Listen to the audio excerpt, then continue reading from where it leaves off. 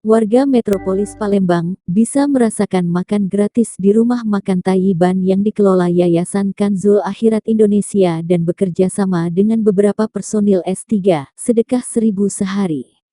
Adapun lokasi rumah makan gratis ini di Jalan Kartara Harja, RT 02 RW 01, Sri Mulyo, Sematang Borang, Kota Palembang. Dalam sehari rumah makan gratis Tayyiban menyediakan banyak porsi dengan berbagai menu sehat dan halal yang diberikan kepada pengunjung. Rumah makan gratis Tayyiban menyediakan makanan gratis ini setiap hari Senin hingga Sabtu setiap jam makan siang. Rumah makan gratis Tayyiban ini diresmikan Jumat tanggal 21 Juli tahun 2023 oleh Gubernur Sumsel Haji Herman Deru.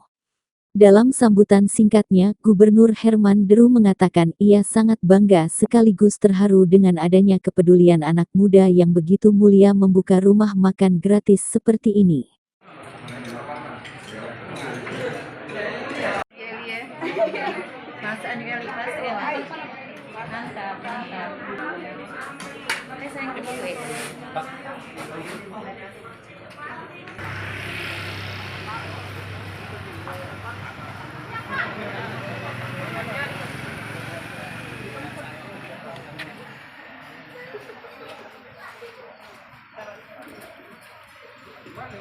Besar kami. Besar kamu ya? Alhamdulillah, alhamdulillah.